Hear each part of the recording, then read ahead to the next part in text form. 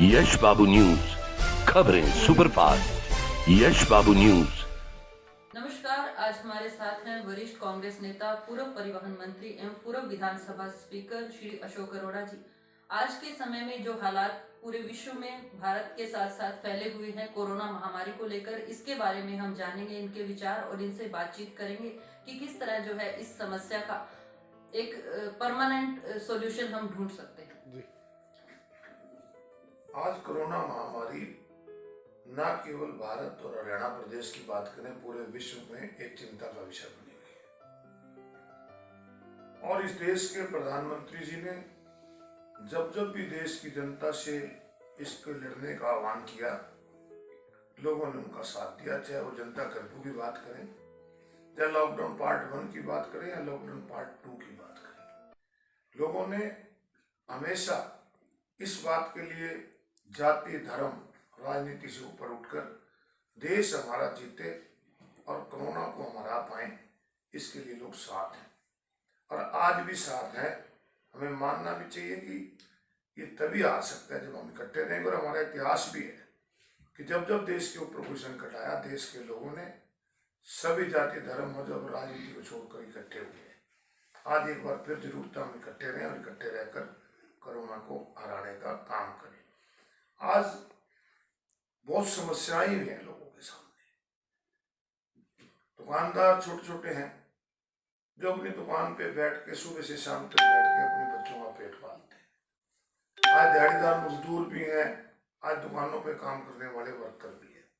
उनके सामने आज बहुत बड़ी समस्या पैसे की है।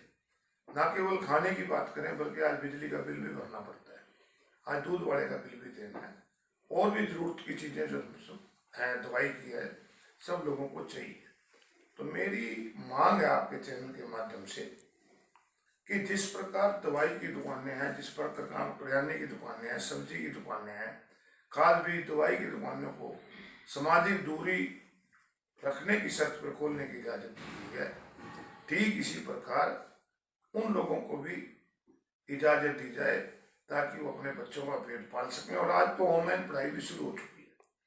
आज बच्चों को कॉपी की भी जरूरत है, किताब की भी जरूरत है, घर में पढ़ना पड़ता है। तो अगर ये सारी चीजें जरूर सरकार को करनी चाहिए। और आज जो इस लड़ाई में बहुत बड़ा योगदान इस देश की सामाजिक और धार्मिक संस्थाओं ने दिया है, सरकार के साथ साथ मैं उनका बहुत आभार व्यक्त करूँगा। उन्होंने मानवता को अपनाया। मानव का काम होता है मानव के काम आना, और जिस मानवता का सबूत धार्मिक और सामाजिक संस्थाओं ने दिया है, उसके लिए उनका आभार व्यक्त करता हूँ।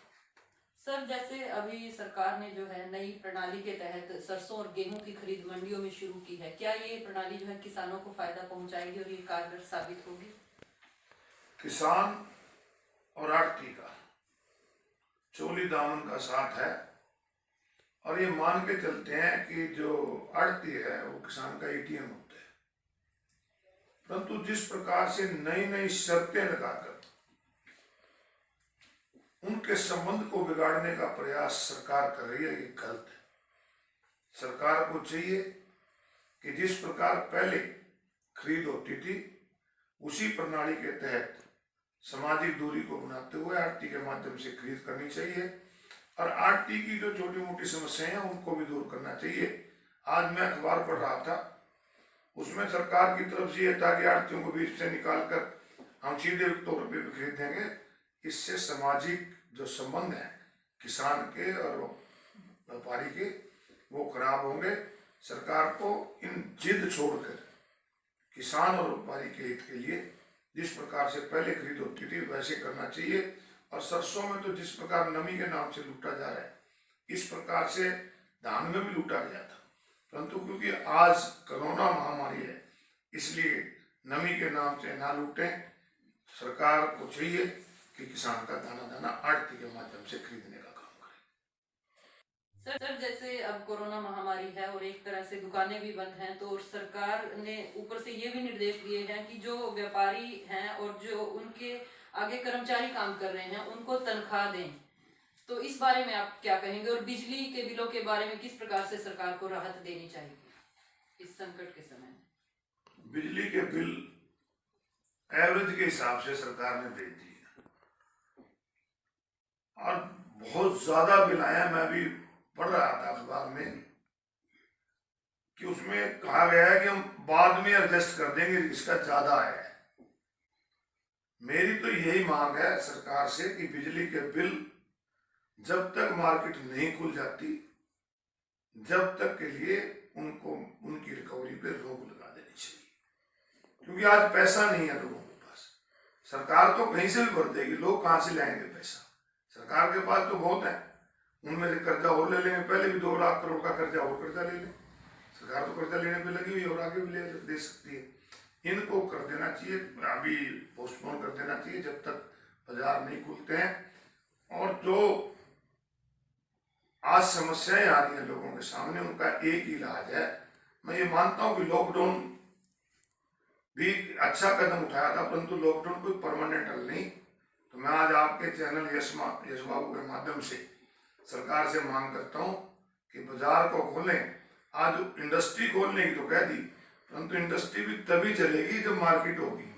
मार्केट में माल बिकेगा, इंडस्ट्री वाला कहाँ से रख लेगा? तो आज सबसे पहले जरूरी है कि मार्केट खोलनी चाहिए। अशोक अरोड़ा जी, बहुत बहुत धन्यवाद आपका, आप हमारे चैनल पर आए और कोरोना जैसे संकट के समय में जो आपने सुझाव दिए हैं, हमें उम्मीद है कि आप आगे भी इसी तरह से जनता को जो है जागरूक करते रहेंगे। आपका धन्यवाद। मैं ये जरूर चाहूंगा कि यश बाबू के माध्यम से सरकार के कानों तक हमारी और जनता की आवाज पहुंचे, ताकि जनता को कुछ लाभ मिल सके।